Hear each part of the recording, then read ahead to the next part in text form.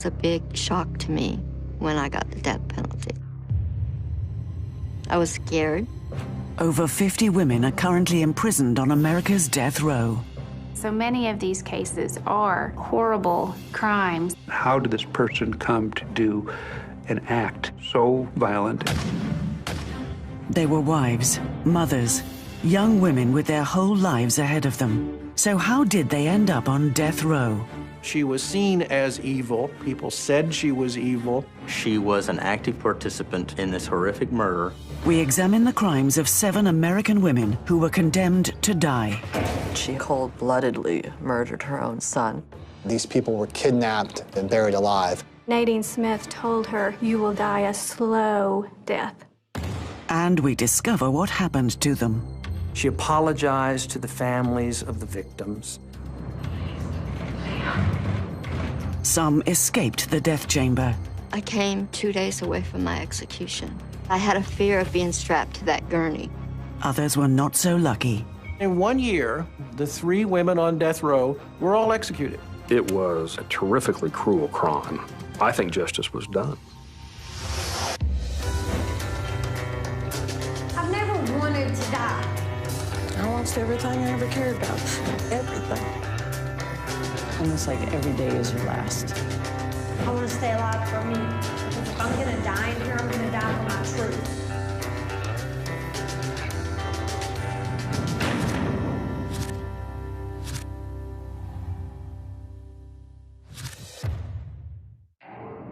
Women make up only a small fraction of the total death row population in America today, less than 2%. From the early 70s, we've had almost 1,200 men executed and only 11 women.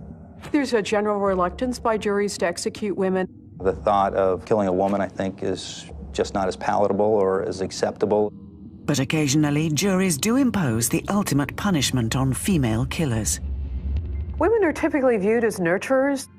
If they commit a violent crime that takes away from that identity or public perception, they may look more terrible or monstrous than a man.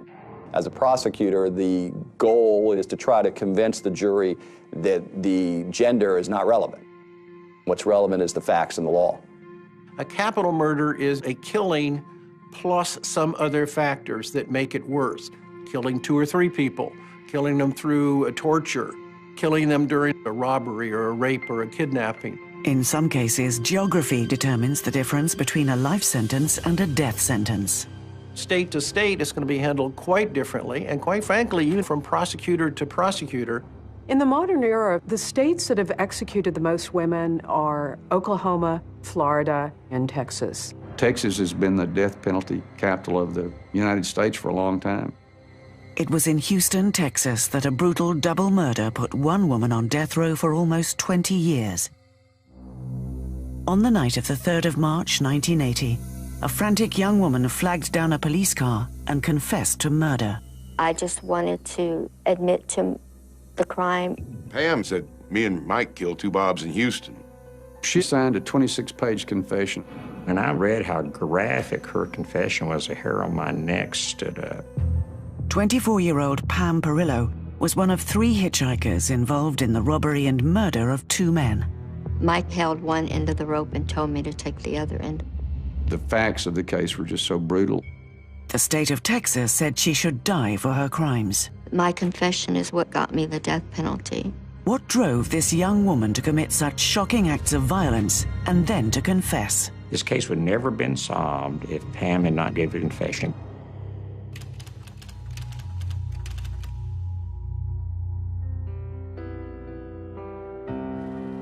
Pamela Lynn Perillo was born in 1955 and grew up near Los Angeles. She remembers a deprived childhood that was scarred by abuse. My mother used to whip us with curtain rods and extension cords. My father started drinking and molesting me and my older sister. She'd been in like 8 foster homes. Started using drugs when she was not even a teenager. Eventually, Pam dropped out of school and took to the streets. I used heroin every day. Did whatever we had to do to get the money. A lot of burglaries. Pam fell pregnant age 22, and gave birth to a son, but continued her self-destructive lifestyle. I was working as a topless dancer. When she was 24, Pam met Linda and Michael Brittle. Mike had been an inmate in San Quentin. News media claimed he was one of the most evil people that had ever lived. He was just one of those guys who enjoyed being a crook. Linda had met and married Mike while he was in prison. Mike was out on parole in early 1980 when the couple befriended Pam. Within weeks, Mike Brittle had robbed one of Pam's customers at a topless bar. I was with Mike and another man when it happened. Mike and Linda fled to Arizona to avoid arrest. They phoned and invited Pam to join them. The police was looking for us, and so I agreed to go. The three all got together and they were basically hitchhiking across the country. We were all pretty much heroin addicts. Speed, PCP, all kinds of pills. The trio ended up in Houston, where they eventually met 30-year-old Robert Banks. Bob Banks had just moved to Houston. He happened to notice three hitchhikers on the 610 freeway. He asked us if we would help him move. Robert Banks let the three hitchhikers stay, even taking them out to a rodeo the following night. Every time he paid for something, he paid with a $100 bill. Brittle remarked at the rodeo, "We got a pigeon here." We all started discussing that we were going to rob him. After the rodeo, a friend of Banks, 26-year-old Bob Skeens, turned up at the house. Bob Skeens arrived to help him finish his move, and they all kind of hang out together that night. The next morning, Banks and Skeens went out to get some coffee and some donuts. According to Pam, Mike decided to ambush the men when they returned with breakfast. Mike was in the closet, and when they came back, Mike came out and had a rifle. Told him to lay down on the floor. Banks didn't want to, and Mike hit him with the butt end of the rifle. Mike told Linda and I to go to the garage and find some rope. He had me and Linda tie Banks up. Then we took Bob Skeens to the other bedroom and tied him up. They started ransacking the house looking for things to steal. The plan was take the money and leave. But Mike said that we couldn't leave them alive because they had seen us. The court records tell two different versions of what happened next. And they decided to kill these two guys. They set Linda out to sit outside in the car. Mike put the rope around Robert Banks' neck. Mike gets on one end of the rope and Pam gets on there, and they simply pull on it till he dies. But Pam alleges that Linda was inside the house during the murders. Linda was in the back bedroom with Skeens. Mike put the rope around Banks' neck. He said, "Y'all are going to be a part of this too." He told me to take the other end and pull. And then he called Linda out there and had her do the same. When you choke somebody to death, they don't die within a minute or 2 minutes. It takes about 7 minutes for someone to die. Bob Skeens could hear Bob Banks being killed and knew he was going to be next. After Banks was murdered, Pam says that Mike told Linda to pack the car. Pam stayed with Mike. When they get through killing them, they decide to eat the donuts and coffee the two guys had brought. The three killers drove Bob Skeens' car to Dallas, then caught a bus to Denver. There, they pawned items stolen from Robert Banks' house. I couldn't believe that what happened had just happened.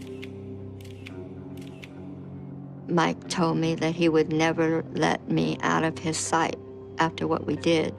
He threatened to kill me. On the 3rd of March, 1 week after the murders, Pam says she crept out while Mike was sleeping to call the police. As I was on the phone, Mike came out of the room. He tried to hit me over my head. She ran outside, flagged down a police car. Pam said, "Me and Mike killed two Bobs in Houston." I'm admitting to my part in all of this. She gave a 26-page graphic written confession admitting everything. The police kept Pam in custody and arrested Mike and Linda Brittle. The three suspects were sent back to Texas to face trial. That was a time in Texas when they were cranking out death penalties left and right. In Houston, we had a rising tide of murders. Presented with her 26-page confession, the jury convicted Pam Perillo. My confession is what got me the death penalty. I was very young. I was scared.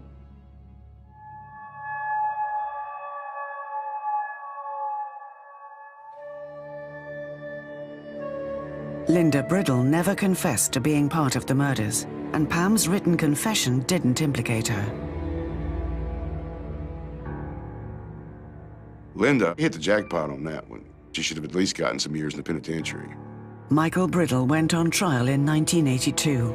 Linda's testimony against him sealed his fate.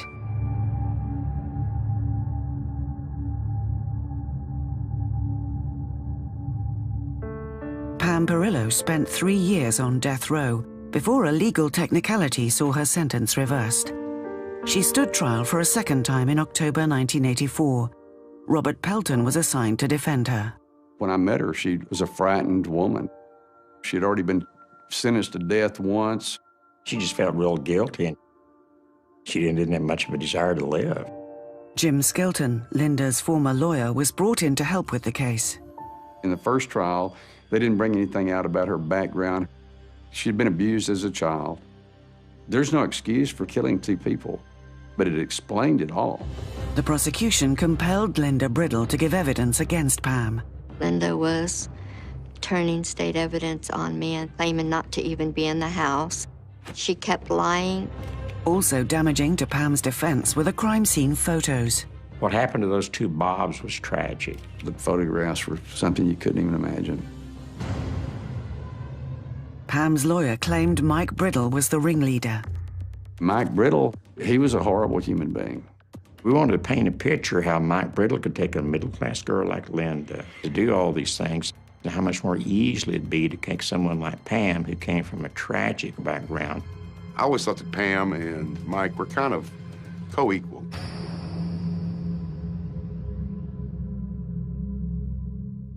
You know, when the death penalty came back, I just really felt kind of sorry for her. She probably did deserve the death penalty. Just thought it was a really sad situation.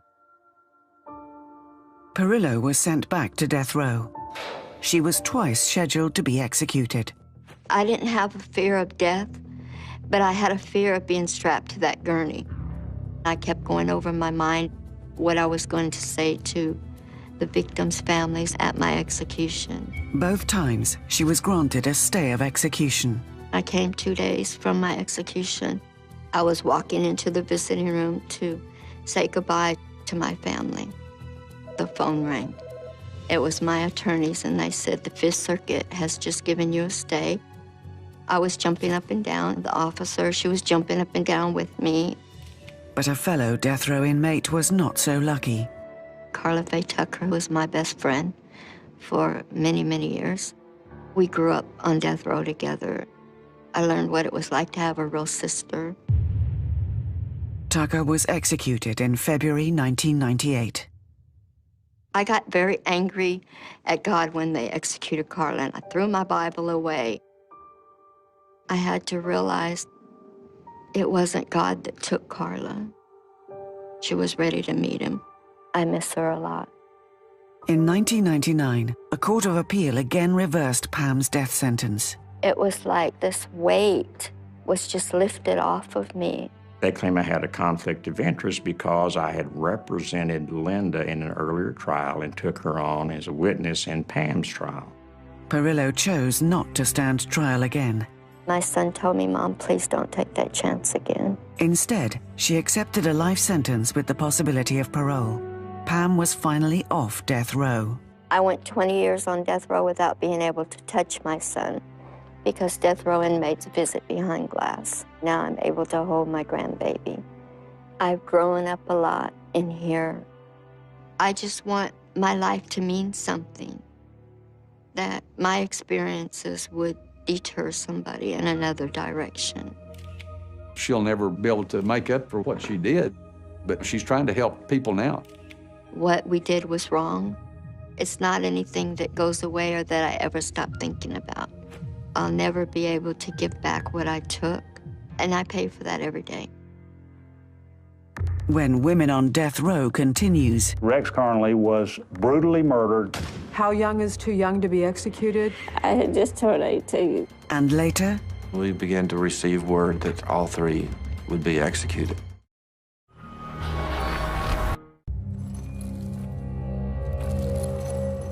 How young is too young to be executed? For a long period of time, there was no line between a juvenile and adult for the death penalty. The youngest American woman to get a death sentence in recent years was Paula Cooper in Indiana. Paula Cooper killed a nice little old lady down the street. She was 15 at the time of the crime, 16 when sentenced to death. Studies show that the most dangerous people in our society are the youngest people. They're immature, they're easily influenced by their peers, they don't have a set identity. Paula Cooper's death sentence was eventually overturned because of her age. In Alabama, a young woman called Deborah Bracewell was not much older when she was sent to death row in 1978. Deborah Bracewell was only 17 at the time of the crime. I was young and I didn't know the law and didn't know nothing about anything. Aged just 18, Deborah was sentenced to die by electric chair. I remember the judge told everybody to stand up, and then he sentenced me to death.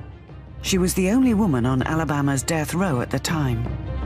Women being sentenced to death is unusual. Girls being sentenced to death is just almost unheard of. I was in a single cell.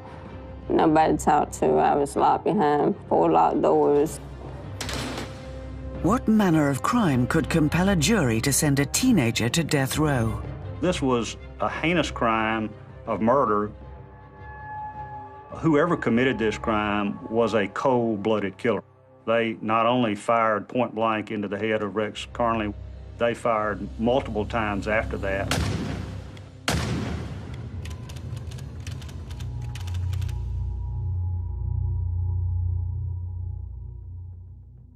Early one summer morning in 1977, the body of 43-year-old Rex Carnley was found lying in a pool of blood at the petrol station and grocery shop he owned in rural Alabama. 3 months passed. Then, on the 2nd of November, 27-year-old Charles Bracewell and his wife, 17-year-old Deborah, were taken into custody on unrelated theft charges. Investigators also had reason to believe that the two were involved in the murder of Rex Carnley. A friend of the Bracewells testified that Charles Bracewell said that because Mr. Carnley had been killed, they needed to get out of town quick. That's just a very incriminating statement. The police interrogated Charles and Deborah regularly while they were in prison. They questioned me like up to 15 times a day. I told them over and over and over I didn't kill anyone. After 3 months, Charles confessed to the murder. Then the detectives obtained a confession from Deborah as well. I told the sheriff I did not kill Rex Carnley, and then he said, "Did you help Charles Bracewell kill Rex Carnley?" And I told him no. He said, "Well, Charles said you did." When she was interrogated by the police, she didn't have an attorney present. She was only 17 and mentally borderline retarded. Eventually, the police secured a signed confession from the 17-year-old. They took an oral statement from her, and then they reduced that to writing and had her sign that statement.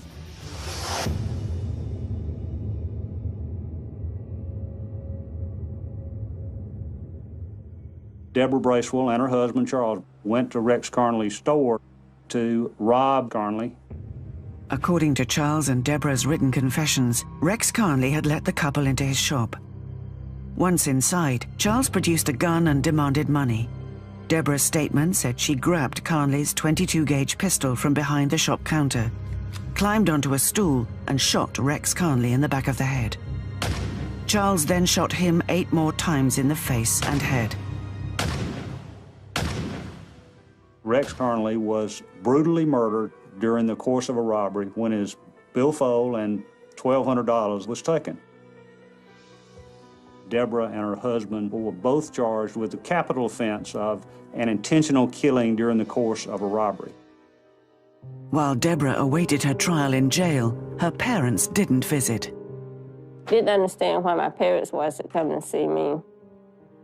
I really felt lost. And Deborah says she had a very difficult childhood. I didn't have the best parent in the world, but the way I see it, they did their best they could with me. She was always smiling, sweet, and real shy. At the age of 13, her parents forced her to leave school to take care of her siblings. The childhood I had was not good at all. She was exposed to a lot of different things that shouldn't have been going on. There was abuse. Daddy used my mother as a prostitute, and I had to see all the other men come to the house, and I didn't like what I was seeing, so I stayed to myself. Desperate for a way out, the teenager ran away with an older man, Charles Bracewell. I had just turned 17, and he was 9 years older than me. I wasn't attracted to him at all. I took him as an escape to get away from the house. Deborah claims she knew nothing about Charles's criminal activities. He would go places, but I never asked questions.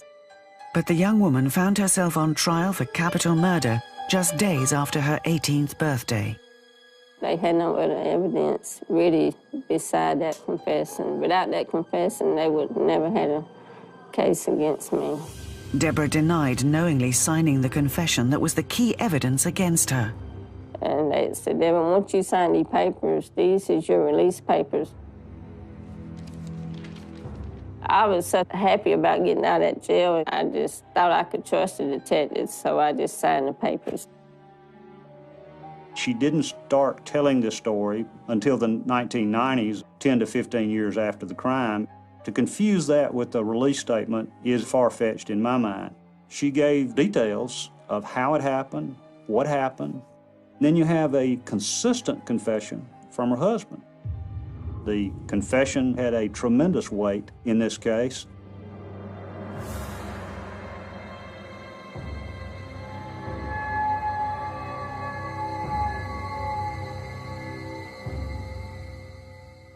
I remember the judge. He asked me, did I have anything to say before he passed the verdict? And I told him, yes, I do. I would like to say I'm innocent.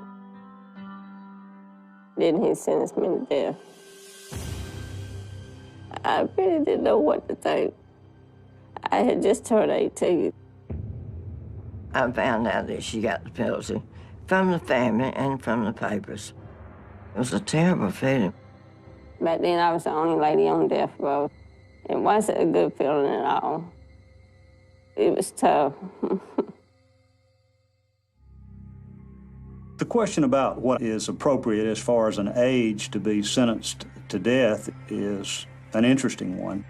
Today, the law is that a 17-year-old would not be put to death. The United States Supreme Court says anyone under age 18 should not be executed. There are cases in which kids do terrible kinds of things and probably deserve the death penalty. Nonetheless, the court has said they are not fully responsible for their behavior and therefore should not have full punishment.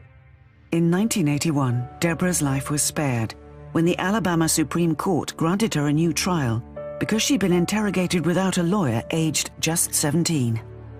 It all centered around the court's viewing of that confession and her age at the time. Her case was reversed. I was retried, and I was found guilty again. Instead of them giving me the death penalty, they gave me life without parole. Deborah has spent over 30 years in prison for a crime she committed as a teenager. It was real lonesome. I look forward to having Christmases on the outside. I do feel that Deborah served her time. I think she needs to have a little life of her own. Alabama society has said that she has not paid her debt. Will 32 years in prison make up for someone's life? I have to say no. It's an individual question based on what you believe is right and what you believe is wrong and what you believe is just. They do lock innocent people up. So I'm a living testimony of that. I was a 17-year-old in jail, uneducated. They took advantage of me. That hurts. Deborah has turned to religion as a means of coping with living the rest of her life behind bars. Even though I'm in prison, it didn't turn out bad. I'm free on the inside, and that's what really counts, what you are on the inside. In 2001, Oklahoma carried out more executions than any other U.S. state. Oklahoma is the most conservative state in the Union. We are a law and order state. There's a very low tolerance for crime, very much a sense of biblical justice. At the time, 3 women were on Oklahoma's death row: 61-year-old Nadine Smith, 40-year-old Marilyn Plants, and 41-year-old Wanda Jean Allen. They had all been condemned for crimes that shocked the community. Nadine Smith told her, "You will die a slow death." Marilyn decided they were going to kill him tonight. Wanda Jean Allen had killed before, so this was not the first time. After years on death row, the women had exhausted their appeals. Execution dates were set and death warrants signed. It was a big deal because Oklahoma was about to execute its first woman. Public opinion was fiercely divided. We have the death penalty to uphold the value of life. It was justice that had to be carried out. It's an act of first-degree murder by the state as a punishment for first-degree murder by the perpetrator. For a life. And that was the only justice equitable to the crime that was committed. Condemned to die by lethal injection, the 3 women on Oklahoma's death row had one last chance to appeal for clemency.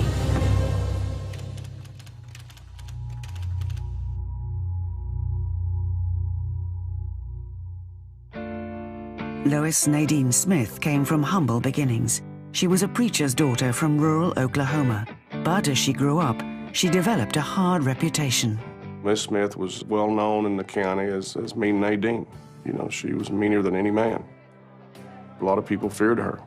Nobody would mess with her, and she would stand toe-to-toe with any person and duke it out if she had to. By the age of 41, Nadine Smith was a divorced mother of 3, living a life far removed from her religious upbringing. She abused substances. She could party for days. Her 18-year-old son, Greg Smith, also partied hard, and the police suspected he was involved with illegal drugs. Greg had been dating 21-year-old Cindy Bailey, but they'd recently split up.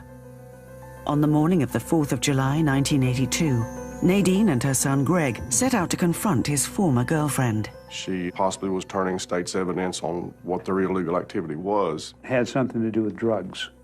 We also heard that perhaps she may have attempted to set Greg up to be murdered.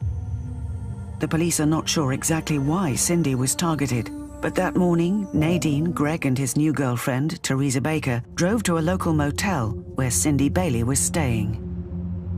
Nadine had been up all night drinking.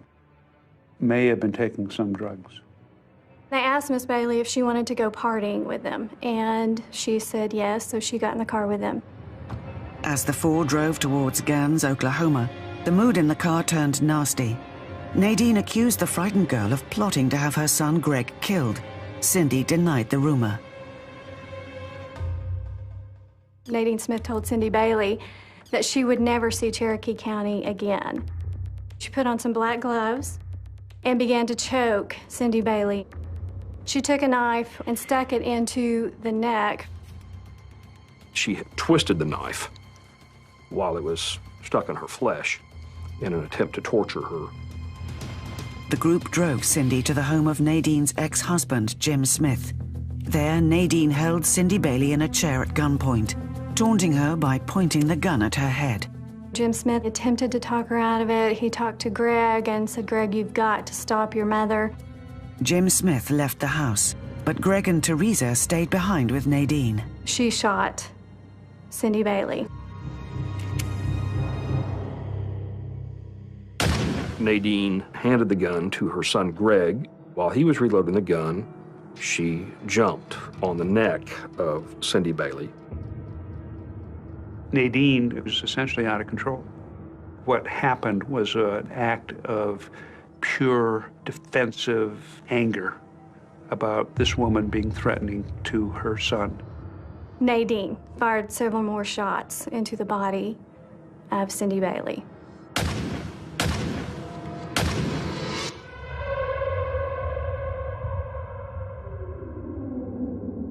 The young woman was shot 5 times in the chest, twice in the head, and once in the back before she finally died. Nadine put the gun in Cindy Bailey's hand, and they left. The body of Cindy Bailey was found by Jim Smith and his neighbors when Jim returned to the house. I have had several homicides while I was sheriff, but this was one of the worst. There was blood all over the house. Miss Smith and her son fled the area, and they were later captured in the Tahlequah area. The mother and son denied everything, but Teresa Baker cracked under interrogation. It wasn't too long before she told us what had happened. Nadine was charged with murder in first degree, and so was her son Greg. Nadine Smith went on trial in December 1982. Prosecutor Michael Daffin felt confident he would get her the death penalty. Their defense was to blame Teresa Baker. It was Teresa who did it all. There was overwhelming evidence to the contrary. Nadine Smith was the one who was giving orders. She was Mean Nadine. Nadine also had a history of brain injury. She had this problem of controlling emotions when provoked. But evidence of Nadine's mental health problems was never presented in her defense. And the most damning piece of evidence for the prosecution was provided by Nadine herself. A letter that Nadine Smith had written to her son, Greg. In it, she says, if they ask if I jumped on her throat, it wasn't me, it was Teresa. The note was coaching Greg as to what to say or not to say. It was very incriminating. As each juror read that note, they would pass it on to the next juror, and they would sit there and glare at Nadine. I knew, without a doubt, they were going to convict her, and they did.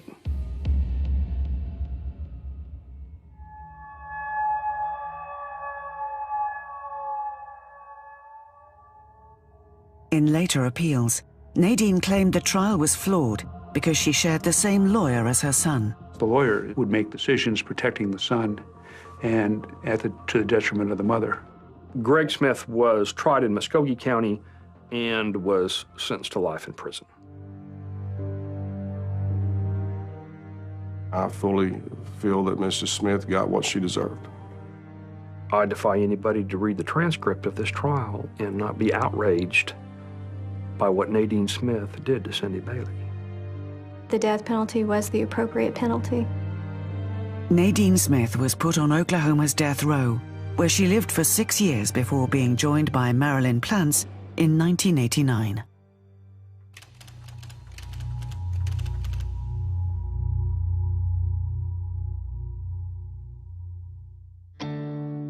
Marilyn Plantz was born in 1960.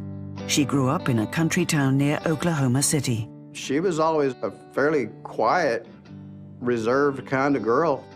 At the age of 16, Marilyn left secondary school and married 22-year-old Jim Plantz.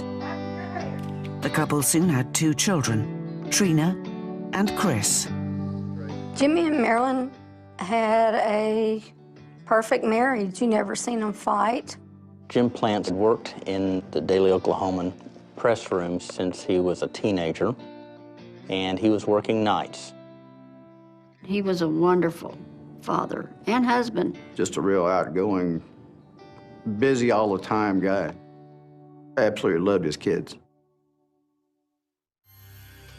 But Jim Plantz had no idea what his wife of 11 years was up to while he was at his night job. She had been leaving the kids at night and going out. 27-year-old Marilyn was leading a double life, partying with a younger crowd. She met Bryson about spring of 1988. Started dating him beginning of August. She's talking about getting rid of her husband. Our anniversary's next week. Oh, 11 years? Clifford Bryson was 18 years old and had a police record for petty crimes. Bryson was easily manipulated. She bought him clothes and she bought him alcohol. The lovers hatched several plots to kill Marilyn's husband. Bryson recruited a friend to help with the murder, 18-year-old Clinton McKimble. On the night of the 26th of August, Marilyn gave the go-ahead. Marilyn decided that they were going to kill him tonight. Handed each of them a baseball bat. At 4 o'clock that morning, while the children were sleeping, the three conspirators waited for Jim Plants to come home from work. They hear the key in the door. Jim was whistling as he came in, has his groceries. They come from behind with the 2 baseball bats and attacked him. And they just hit him a bunch of times in the head. Marilyn stayed in her bedroom until Jim had been beaten unconscious. She comes out and says, "That doesn't look like any accident." It was quite a bloody scene at that point. So Marilyn says, "You're going to have to burn him." Bryson and McKimble drove Jim in his pickup truck to a secluded area where they staged a fiery accident. They poured gasoline on him and in the interior of the car and lit it. As they're driving away, McKimble says he looks back. He sees Jim Plants raise up. He raised up, opened the driver's door, stuck out his foot before he was consumed by the flames, fell back over, and perished. 1 hour later, Jim Plants' vehicle was still burning. When the police arrived at the scene, foul play was immediately suspected. They could tell by the intensity of the fire. Jimmy's dead. Jim Plants' family rushed to comfort his wife, Marilyn, but the police were already suspicious of the young widow. She was just odd. She wasn't giving them the impression that they expect a wife to have after losing her husband. When Women on Death Row continues. It was cold and calculated. It makes you think, if this is not a death penalty case, what is? And later, a clemency appeal is really an appeal for mercy.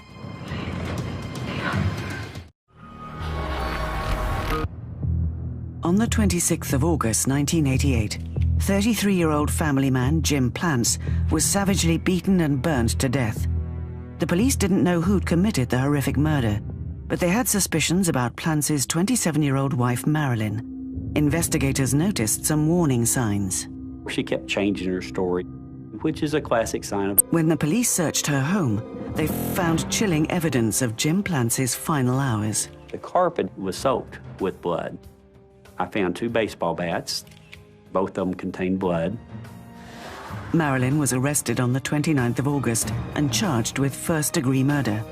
Her accomplices, Clifford Bryson and Clinton McKimble, were picked up a day later. When they told us Marilyn was a suspect, we all thought, it can't be. She wouldn't do something like that. Not Marilyn. I mean, she was like a sister. The motive for this particular crime was money. Marilyn had him increase his insurance policy from $30,000 to approximately $300,000. It was cold and calculated. It makes you think, if this is not a death penalty case, what is? The trial began in March 1989. Despite the defense team's requests, the judge ordered that Marilyn Plants and her teenage boyfriend, Clifford Bryson, be tried together. Clinton McKimble, their accomplice, agreed to give evidence against them in exchange for life in prison. Her defense was, the guys did it, she wasn't involved.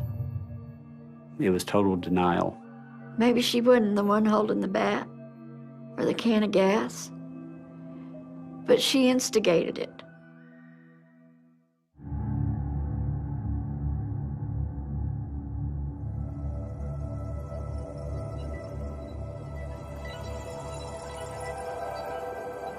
Marilyn Plants was transferred to death row, joining Nadine Smith.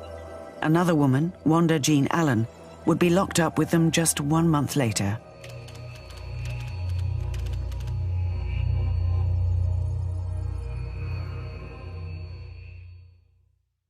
Wanda Jean Allen grew up in northeast part of Oklahoma City. Her family situation was probably definitely not the best in the world. A lot of drug abuse, a lot of domestic violence. Wanda Jean had a very explosive temper. She would just go off just at any time. Aged 21, Wanda Jean Allen was involved in a shooting death. She killed a woman and had pled guilty to manslaughter. Wanda served 4 years in prison for the manslaughter of Deetra Pettis. While behind bars, she met a fellow inmate, Gloria Leathers. After they were both released, they actually were lovers. Living together, they had a stormy relationship. We had been out to the house on numerous occasions because of fights. On the afternoon of the 1st of December 1988, Wanda Jean and Gloria had another heated argument. A dispute arose over Gloria's welfare check. Apparently, Wanda wanted possession of it, and Gloria did not want her to have it. The dispute continued back at the couple's home. Gloria Leathers had decided to leave Wanda Jean that day. Gloria's mother had come over to help Gloria move out. Wanda was not happy about this and told her that if she couldn't have her, no one could have her. Gloria and her mother got in the car. Wanda Jean followed them in her vehicle. They pulled up in front of the police department. Wanda Jean had a gun with her. She confronted Gloria in the parking lot of the police department and shot her once in the stomach. A police officer heard the gunshot. He saw Wanda Jean Allen running with a gun in her hand. She jumped in her vehicle and took off.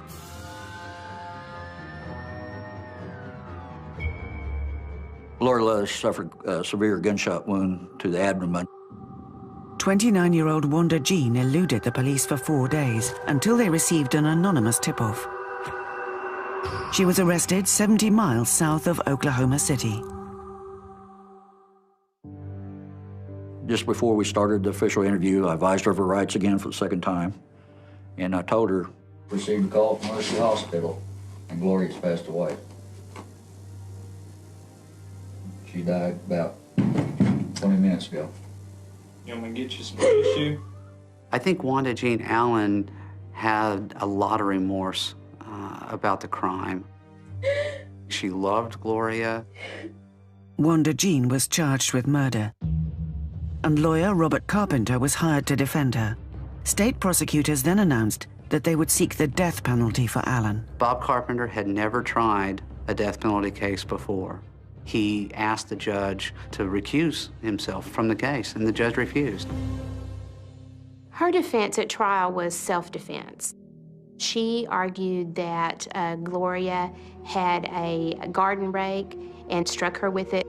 I asked her, was she gonna come back home, you know? What happened? She had got out with the thing in her hand. So I opened the door and I got the gun. I wasn't gonna let her hurt me. She tried to bring up something about a hand rake. We didn't see one in the car. According to later appeals, Wanda Jean's lawyer made a crucial error during the trial. Wanda Jean had an IQ of 70, so she was borderline mentally retarded. Her attorney did not even introduce into the trial her mental impairments. He wasn't able to hire a mental health expert. Wanda Jean had frontal lobe brain damage, but a jury never got to hear those things.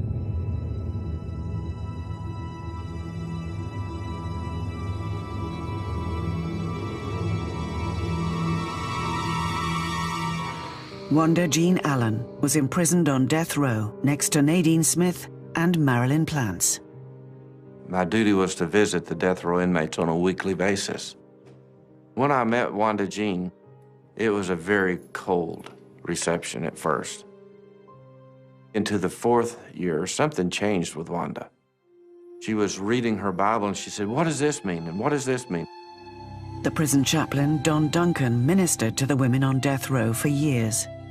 Nadine looked like a nice grandmother, a very pleasant, polite person. Marilyn had this shy personality about her. And Wanda was kind of the humorous one.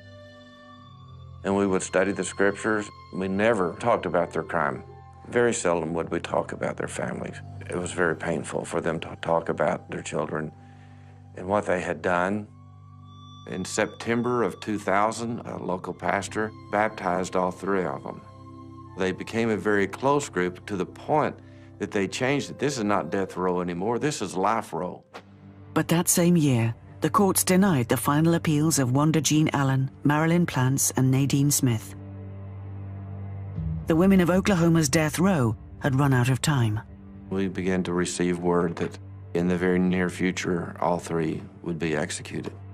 Wanda Jean Allen was scheduled to be executed first. A clemency hearing would be her final opportunity to escape the death penalty. Clemency hearings are highly charged proceedings. We are arguing on behalf of the state to carry out the sentence that was imposed by the jury. The defendant is trying to convince them to spare her life. A clemency appeal is really an appeal for mercy. It's not a retrial. Local minister Robin Myers appealed to the Clemency Board on Wanda Jean's behalf. I simply said, Wanda Jean has become a really good person in prison.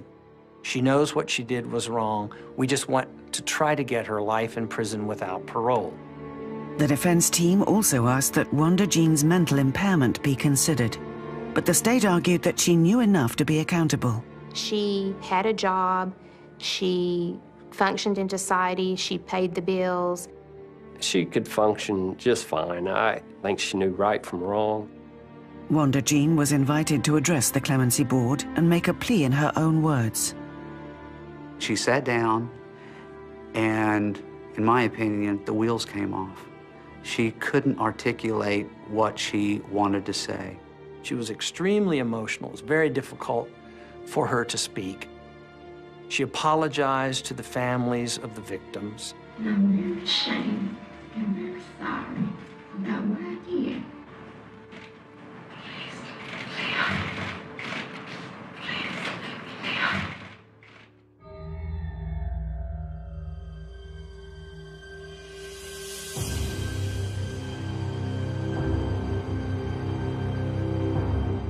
When Wanda Jean was denied clemency, I lost all hope. She was devastated.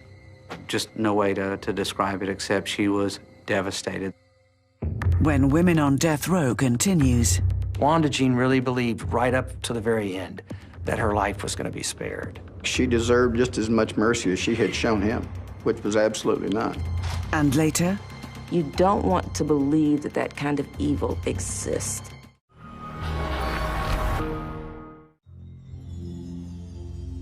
In 2001, 3 women were on death row in Oklahoma: Nadine Smith, Marilyn Plants, and Wanda Jean Allen. Their appeals had been exhausted, and Wanda Jean Allen was about to become the first woman to be executed in Oklahoma since statehood in 1907. There was a big protest that had been planned. The largest anti-death penalty march that's ever occurred in the United States. The executions take place in McAlester, Oklahoma, at the Oklahoma State Penitentiary. The Supreme Court was asked one last time to stay the execution. They did not. Her lead attorney, Steve Presson, had to say to Wanda Jean on the phone, "We cannot help you anymore." There was a long, long pause, silence on the other end of the phone, because Wanda Jean really believed right up to the very end that her life was going to be spared. Wanda Jean Allen was escorted to the execution chamber on the evening of the 11th of January. It's kind of somber mood all over the prison. If the inmate's well respected, at the time of the execution, a lot of the offenders on death row, they'll start banging on the door. That's their way of saying goodbye. Approximately 30 minutes before the execution, they'll start securing the offender on this gurney. Most families want to witness executions because it's the last thing that they can physically do for their loved one. 26 members of the victims' families came to McAlester to witness the execution of Wanda Jean Allen.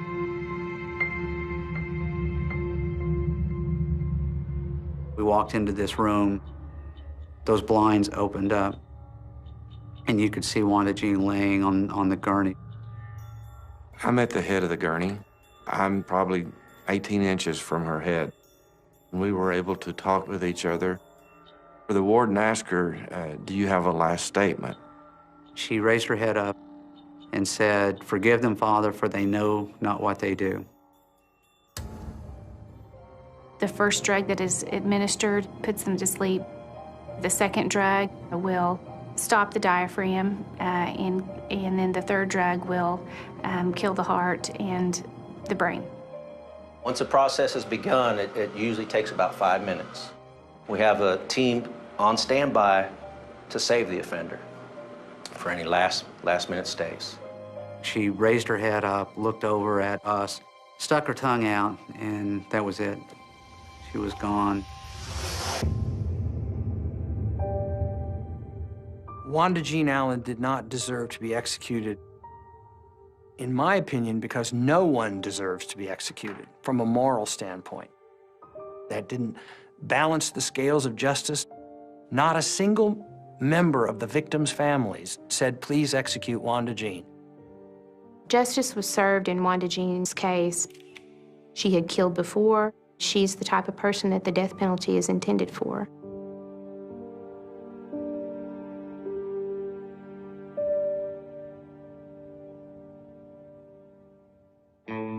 Marilyn Plants was scheduled to follow Wanda Jean Allen to the death chamber. Her accomplice, Clifford Bryson, had already been executed in June 2000. After we gave Marilyn her 30-day notice, she said, "Chaplain, can you teach me how to study the Bible for myself?" The clemency hearing for Marilyn Plants took place on the 17th of April 2001, 2 weeks before her execution date. She said, I take the full responsibility of what happened to Jim. I felt like she deserved just as much mercy as she had shown him, and which was absolutely not. Marilyn's daughter, now aged 21, pleaded for her mother's life to be spared. Marilyn Plantz's attorneys pushed the argument of, well, you know, this is the only parent these kids have. Therefore, grant her clemency. I was hurting for Trina. Trina didn't want her mother to be executed.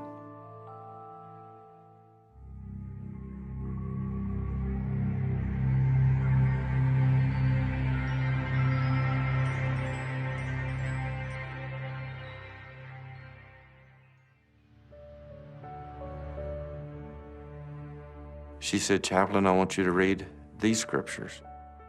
The rich man and Lazarus in 1 Corinthians 13, the love chapter." The inmate has up to 2 minutes to make a last statement. I try to prepare families for the fact that they may not even acknowledge the victim or the victim's family members. She knew we were there, but she didn't say anything to us. I began to read the scriptures that she asked. The doctor is at the end of the gurney. Whenever that monitor shows that there is no longer life, he will stand up and pronounce her dead.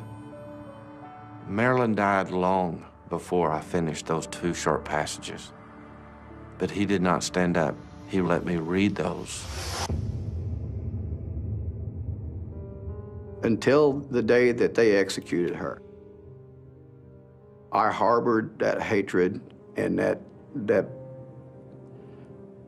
passion to see justice done. And when they finally had the execution, to me it was over. It's done. I have forgiven Marilyn, because you've got to forgive to move on with your life. But I won't ever forget. It'll always be with me. I think about my brother all the time. No, I couldn't forgive her.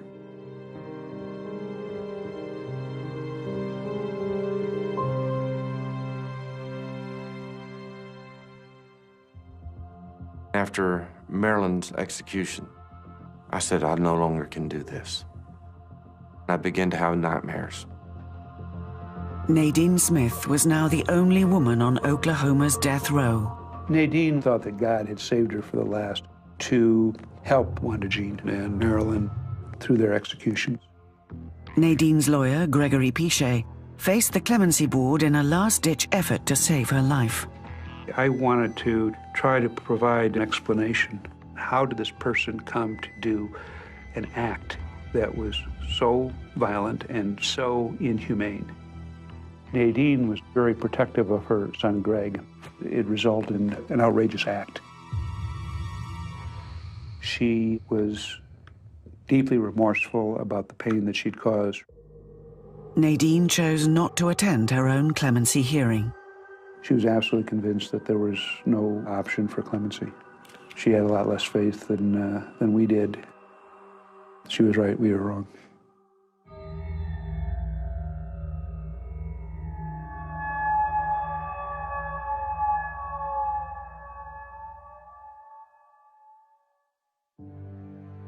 On the 4th of December 2001, Nadine Smith walked the same route to the execution chamber as her friends Marilyn Plantz and Wanda Jean Allen. We were given an opportunity to see her for the last time before the execution. We talked about she was going to watch this football game from heaven. She was going to meet her Lord. She said her final words. She expressed her remorse to the family. Don Duncan had resigned as prison chaplain, but he kept a personal vigil as the woman he'd counseled for years was executed. I can remember looking at the clock about 20 minutes after, and I knew it was over with.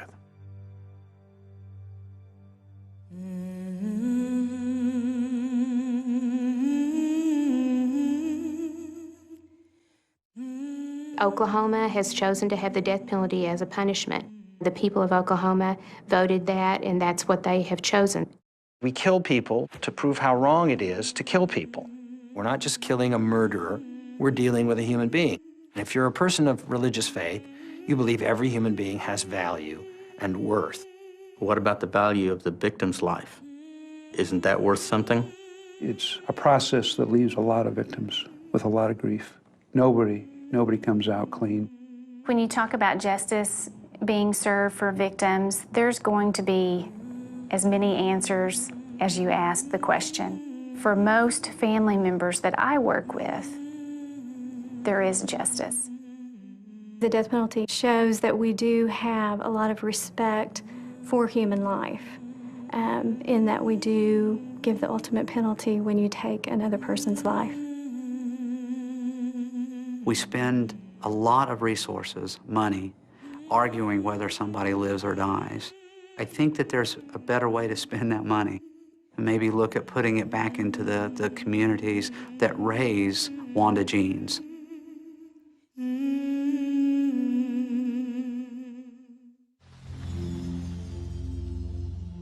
This is a case that cries out for the death penalty because of the cold, calculated nature of these crimes.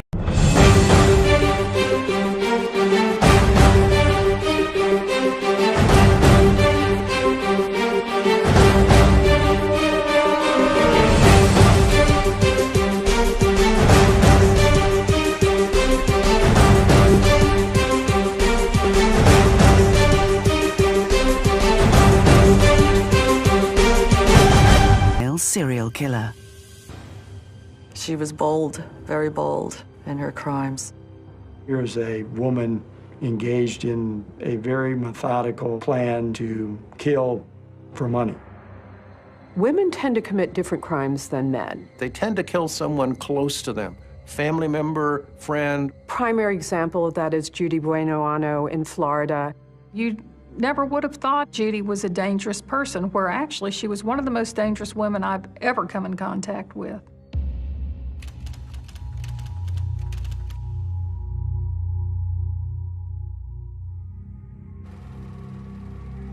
Judy Bueno was born Judius Ann Luelty in 1943.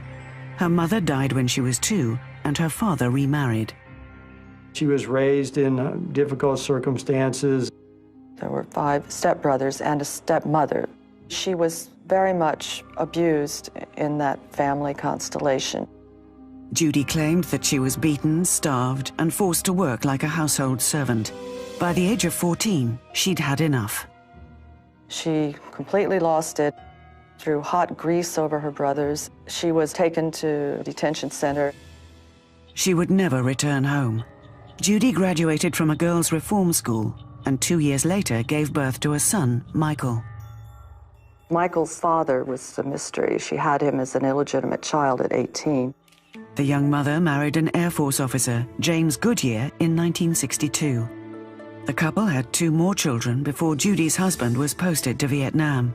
He came home in July 1971. By September of 1971, he died from mysterious circumstances. She was the loving wife at his bedside.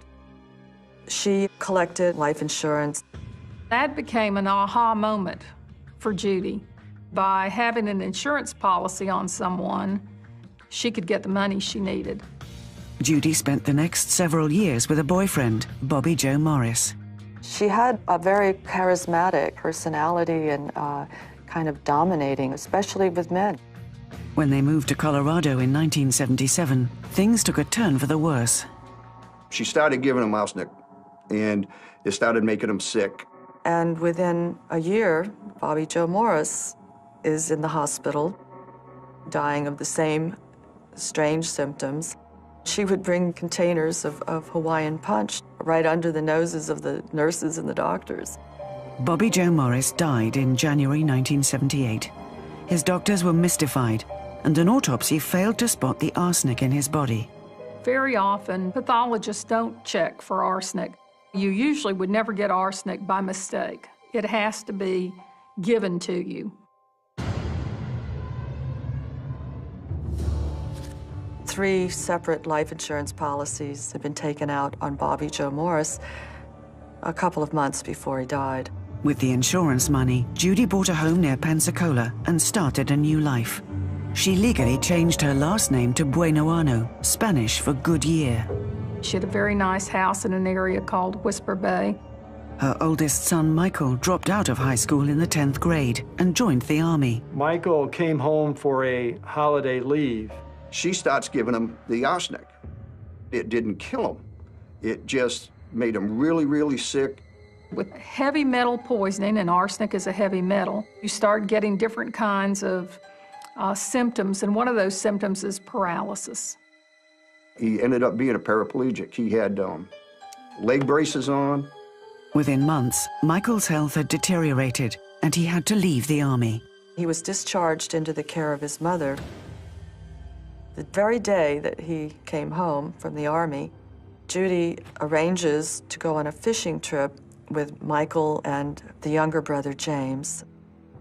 They load up the canoe, strap a lawn chair into the middle of the canoe, and they put Michael in the lawn chair. This here is the East River, and actually right over there is where Judy had put the canoe in. Judy and her 2 sons paddled up the East River. The police could only speculate about what happened next. She's out there on the river, she has the sons, and one drowns. The canoe had capsized. Michael, wearing these braces, went straight to the bottom. The fishermen found Judy and James in the water next to the overturned canoe. The debris was all around the canoe. The sandwich bags were floating, the cooler was floating. Judy apparently said, "My other son, Michael, fell out of the canoe somewhere up there." About a quarter of a mile, Michael's body was found at the bottom of the river. The police asked Judy how the boat had capsized. There were several stories. One was that she had hit a submerged log and that caused the canoe to tip over. One was that they were fishing and the line got caught in a tree. Then there was a snake that was in the canoe at one point. I think she just dumped him. He sank like a rock, boom, straight down. Judy's younger son, James, who was also in the boat, claimed he had no memory of the incident because he'd been knocked unconscious. Michael's drowning was ruled an accident, and Judy cashed in multiple life insurance policies on her son. This windfall allowed her to set up a business in Pensacola. She had opened a Fingers and Faces nail salon. She'd take on a whole new identity. She was very much the actress, and very good actress, too. To act out emotional situations when she needs to while planning a cold-blooded killing is the hallmark of a sociopathic personality. Judy was a very evil person, a greedy person. She just wanted to be real important. The personality disorder I did see in her was narcissistic, which means that she thinks she can get away with what she does, that she's entitled to do what she does. In 1981, Judy found a new boyfriend, 34-year-old local businessman John Gentry. By the following year, she'd secretly taken out a $500,000 life insurance policy on Gentry. She began poisoning him with some orange citrus tabs. John started getting some very strange stomach symptoms. Gentry stopped taking the pills, and according to him, this infuriated Judy. 6 months later, she surprised her boyfriend with happy news. She blurts out to him that, "I've just seen the doctor and I'm pregnant." She had him convinced that they should get married. Judy was hosting a party that evening at a local restaurant for one of her salon employees. She suggested John drive his own car and meet her there. She told him exactly where to park and don't park anywhere else. Toward the end of the evening, Judy says to John, "Go get some champagne and I'll meet you at the house." And that's when John walked outside, got in his vehicle, turned the key on, boom.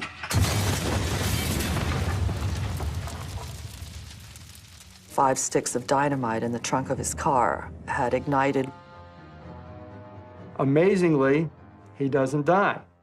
Detective Ted Chamberlain investigated the case with his partner Rick Steele. They asked the injured man who might want him dead. Gentry had no idea, but he mentioned being ill a few months earlier after taking vitamins provided by Judy. When we had him tested, the FBI said it was paraformaldehyde. Paraformaldehyde is a chemical that is used for cleaning utensils in beauty salons. The police then discovered the $500,000 insurance policy on Gentry's life and knew they were on the right track. A search of the Buenoano home yielded evidence from the bedroom of Judy's teenage son. The same kind of wire that was found in his room was the wire that was used to run the bomb to the taillights of the car. The police suspected that Judy's son or another accomplice had planted the bomb at her request. They also found it interesting that Judy had booked an upcoming holiday without her fiancé. She had booked a world cruise. Mr. Gentry, her future husband, was not amongst the reservations. The failed murder attempt opened up Judy's life to police scrutiny. They started looking into her past loved ones. And what the detectives unearthed was chilling. People around her kept dying. There was a plan here of Judy Buenoano to kill family members for insurance proceeds. When Women on Death Row continues. You started to see Judy breaking. You don't know what happened in that canoe. And later, they're buried alive. It's the worst thing I've ever seen as a prosecutor. She was an active participant. In Pensacola, Florida, 40-year-old Judy Buenoano was suspected by police of the 1983 attempted murder of her boyfriend, John Gentry. Further investigation of Judy's past revealed that several people close to her had died under mysterious circumstances, including her son Michael. Detectives believed they'd found a serial killer. Judy didn't like me from the very beginning because I think Judy knew that I was on to her. Chamberlain had a reputation as the dogged investigator. If you'd done something, you didn't want Ted Chamberlain investigating. They started getting court orders to exhume bodies, and that's when things really begin to unravel. The bodies of Judy's husband, James Goodyear, her boyfriend, Bobby Joe Morris, and her son, Michael, were exhumed. Michael, even though it was a drowning accident, had heavy doses of arsenic in his system. Her first husband, James, arsenic in his system. Bobby Morris, same thing, arsenic. Judy Buenoano was arrested in July 1983. Her teenage son was also arrested as an accomplice to the bombing of Gentry's car, but was later acquitted at trial. Judy was tried first for the drowning of her son, Michael. Ted Chamberlain recreated the canoe accident to show the jury how the facts pointed to murder. I overturned my canoe. Things started floating down, but everything got caught. All the debris couldn't have floated down and ended up here where she was. The prosecutor surmised she had gone upriver with Michael, pitched him out, and simulated the accident.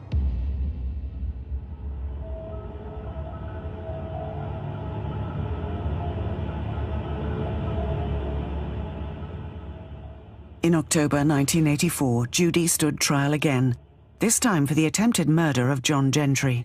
She was convicted. Her third trial began 1 year later. She faced the death penalty for the 1971 murder of her husband. It was pretty much the talk of the town. The label Black Widow was affixed to Judy. She was very stoic, very silent, and very angry. You started to see Judy breaking. glaring at the witnesses on the stand. You don't know what happened in that canoe. That's right. But you sure gave the jury a real good show of what I did. And my God, you don't know, you weren't there. Judy's dramatic denials on the witness stand could not outweigh the scientific evidence of arsenic poisoning. The only real evidence were the actual bodies themselves. The silent testimony of the dead were her biggest witnesses against her.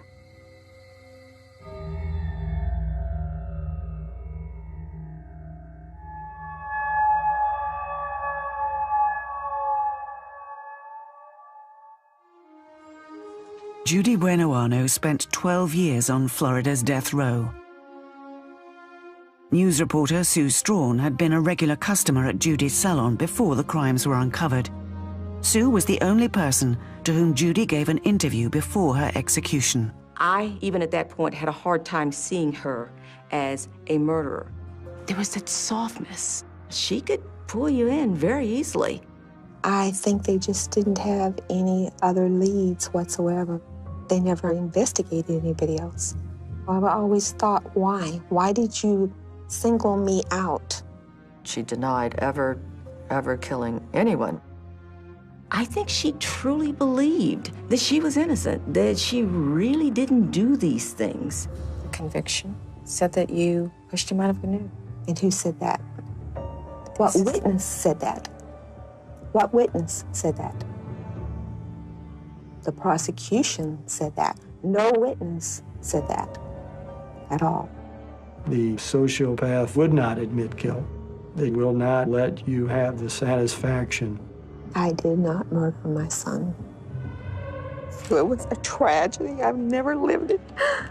I almost lost both of my sons that day. Judy said she was ready to face the execution. She was tired.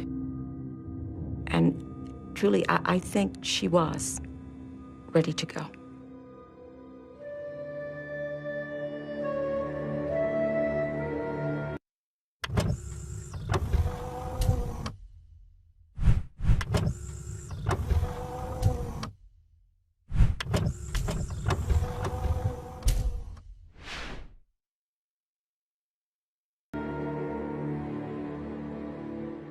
Don't be fooled by me. Don't be fooled by the face I wear. For I wear 1,000 masks.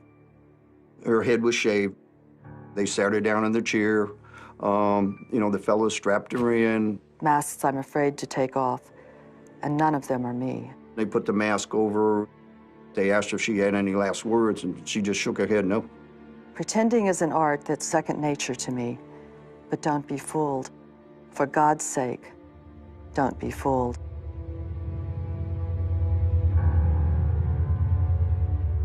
She was the first and last woman to die in Florida's electric chair. I didn't hurt for Judy. I hurt for her family. Judy's children defended their mother to the end. Personally, I don't believe in the death penalty. But of all the death sentences, hers was probably the most deserved. Was justice served? I still wrestle. You want to see the good in every person. You don't want to believe that that kind of evil exists. A few years after Judy Buenoano's execution, Florida's female death row lay empty. But a shocking crime would soon give the state a new condemned woman. In the summer of 2005, the city of Jacksonville, Florida, reeled from a horrific double murder. The Sumners were kidnapped from their home. They were driven out 40 miles and buried alive. It's the worst thing I've ever seen as a prosecutor. The police followed a trail across state lines in a cat-and-mouse game that eventually led to the capture of 4 young, vicious killers, 3 men, and at the center of it all, a 23-year-old woman called Tiffany Ann Cole. Cole knew the Sumners. Tiffany Cole's parents were friends with the Sumners. And she ultimately was involved in their murder. This was a death penalty case because of the gruesome, heinous nature of the killing. But what role did Tiffany play in the shocking crime? Tiffany Cole tried to say that she was just a minor participant in the crime. And was it enough to justify a place on Florida's death row? Tiffany Cole was no angel, and she was not an innocent bystander.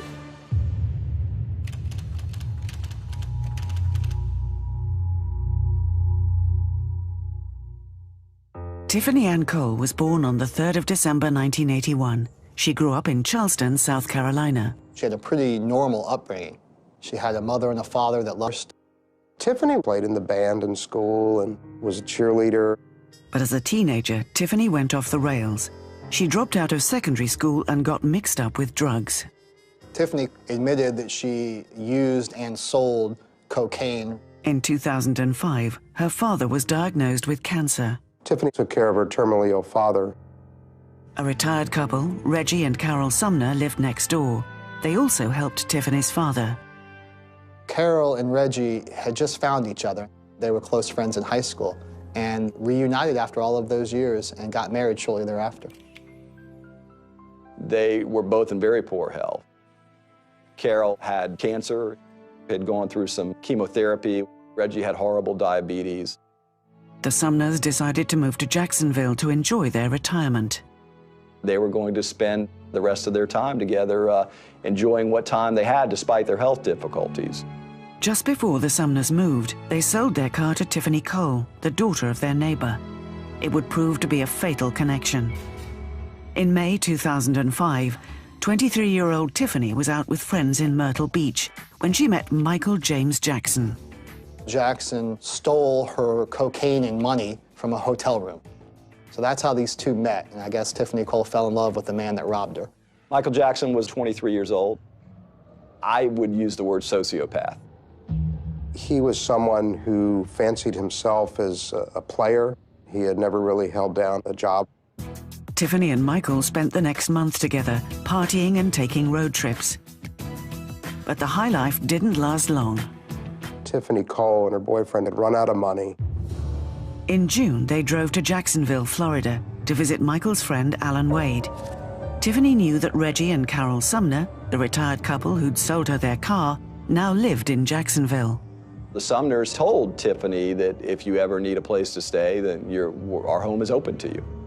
Reggie and Carol Sumner let the young couple stay overnight in their new home. During the visit, Tiffany found out that the Sumners had made some money through the sale of their old home. It was Tiffany's understanding that there was maybe $75,000 to $100,000 profit from the sale. Jackson saw that the Sumners were very old and feeble and could not defend themselves. A plan began to hatch then. Jackson decided to bring his friend, 18-year-old Alan Wade, in on the plot. Michael said, I've got these easy targets, they've got money. He, along with Tiffany Cole and Alan Wade, decided they would abduct these people and kill them in order to get their bank accounts. A fourth accomplice was recruited by Alan Wade, his best friend Bruce Nixon, also a teenager. A couple days before the crime, they went out to a deserted area near the Florida-Georgia border. Jackson, Wade, and Nixon dug a 6-foot by 4-foot grave. Tiffany Cole held the flashlight while the hole was dug. The scene was laid out, and all they needed now was the victims. When Women on Death Row continues, that dirt is rising, their chest is compressing, and they're buried alive. This crime could not have happened without her.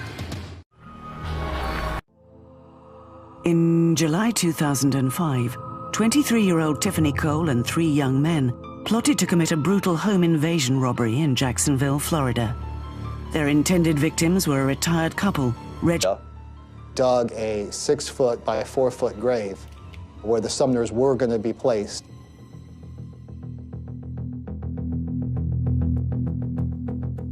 Tiffany Cole drives them to the home. Bruce Nixon and Alan Wade get out of the car, and Michael Jackson stays in the car with her. Mr. Nixon and Mr. Wade knocked on the door, indicating they need to use the phone. The Sumners let them in. According to court testimony, after a few minutes, Michael joined the intruders inside the Sumner home. Bruce Nixon and Alan Wade tied up the Sumners. They duct taped them, put them in the trunk of their own car. They drove off in the dead of night. Alan and Bruce drove the Sumners' car with the couple locked in the boot. Tiffany and Michael followed behind. Tiffany waited by the roadside while the three men drove the Sumners' car into the woods. The way to get money from the Sumners was to make sure that they weren't around to call the police when their bank accounts were being drained. Jackson and Wade forced the Sumners into this pre-dug grave, obtained their ATM bank information. They shoveled dirt on them. Slowly, as that dirt is rising, their chest is compressing, and it's becoming harder and harder for them to breathe. As the dirt reaches their mouth level, they end up inhaling the dirt, and they're buried alive.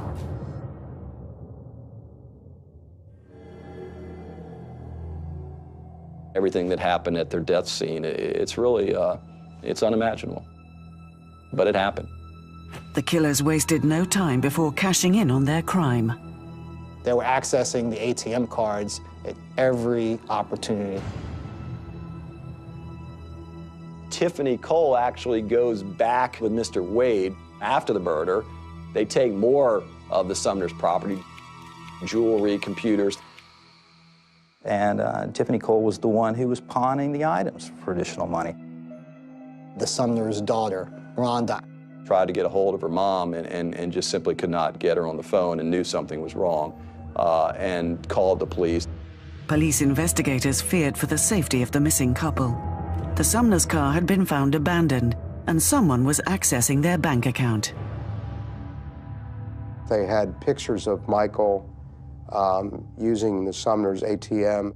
Also visible on ATM surveillance cameras was the hire car Tiffany and Michael were driving. As the police worked to identify the mysterious cash point user, they received a surprising phone call from someone claiming to be Reggie Sumner. Jackson, believing that the ATM card had been shut off, called into the sheriff's office, pretending to be Reggie Sumner and asking the Jacksonville Sheriff's Office to turn on his ATM card. We tried to go to the ATM today. That's when it was saying unable to process and gave me the receipt and said contact the bank. I mean, I'm a diabetic and she's got cancer and everything, and we take a lot of medication. It was quite obvious to the sheriff's office this was not Reggie Sumner. This was not a 61-year-old frail man. Detective Meacham asked to speak to Carol. Michael Jackson gets Tiffany Cole on the phone. Is this Carol? Yes, sir, it is. You doing all right? Mm-hmm. Just really tired. I understand. I understand that you may have some health problems. Mm-hmm. Cancer. Cancer? And liver. The authorities traced the call to Jackson's mobile phone. Police discovered a phone call to Triangle Rent-A-Car. A Mazda RX-8 was recently rented to a Tiffany Cole. In addition, each cash point transaction left a virtual trail that revealed the criminals had crossed state lines and were now in South Carolina. On the 14th of July, Tiffany Cole, Michael Jackson, and Alan Wade were arrested in a hotel in Charleston. Bruce Nixon was later apprehended at his home in McClany. Nixon led detectives to the buried bodies of Reggie and Carol Sumner.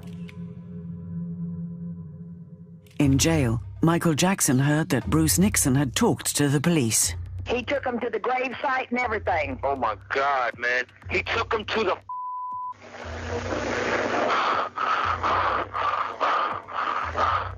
Are you kidding me? It's right here in today's paper. Bruce told where the spot was at. Yes, dear. Bruce just killed us all. Tiffany confessed to her involvement, to being the driver, to being at the side of the roadway while the Sumners were being buried. Did anybody tell you Reggie and Carol were dead? Mm-mm. It was kind of like a situation that really wasn't talked about. You didn't have anything to do with helping dispose of the bodies? Mm-mm. You can ask all them boys. That's one thing that I did not do. Whose idea was all this? Everybody's. What was the purpose of it? To get the credit card.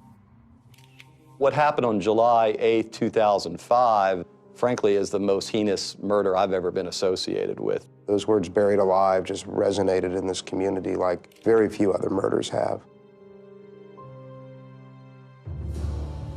This was a death penalty case because of the gruesome, heinous nature of the killing, the fact that it was premeditated. And in Florida, if a crime is committed for financial gain, that's considered an aggravator to lean toward the death penalty. Bruce Nixon turned state's evidence against the others. Michael Jackson was the first to go on trial. Lawyer Richard Kurtz defended him. Michael Jackson liked to talk. No, hell no. Listen. This was the plan. Tiffany gonna go in the house, get them all comfortable, relaxed. He thought he could talk his way out of this crime. So you told Alan and Bruce to put gloves on before they went in the house? No, my words were, if you're gonna use this, don't leave no fingerprints. I had to work with what he was leaving me, and he wasn't leaving me much. I'm gonna get some money out of there, you know what I'm saying? Sure. His central theme was I was a part of getting some money, a part of ATM withdrawals, but I had no idea that anybody was going to get hurt.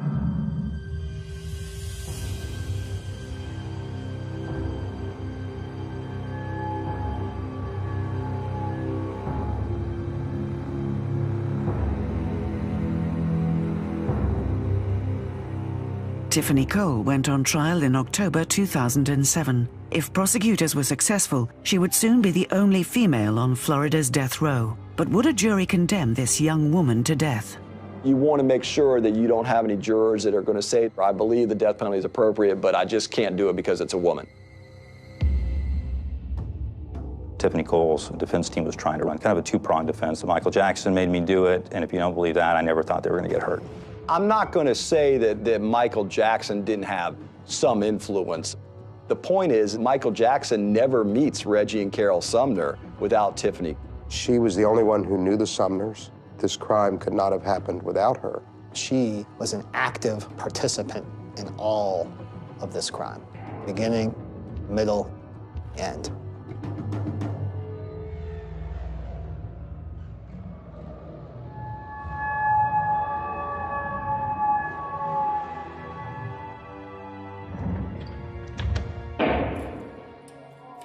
When somebody gets the death penalty, it's not a good day for anybody. It's right and it's appropriate, but all I think about at that moment is why are we even here? Why are the Sumners dead, and why is this woman going to get the death penalty that she deserves? This never had to happen. Tiffany Cole is the only female on death row in Florida. It remains to be seen whether Cole will escape her death sentence, like Pam Perillo in Texas and Deborah Bracewell in Alabama. Most women sentenced to death will never be executed. Or if she will suffer the same fate as Judy Buenoano and the Oklahoma Three. The argument about the death penalty for women has to start on the assumption that women are as fully responsible as men. Tiffany Cole's case was deserving of the ultimate punishment.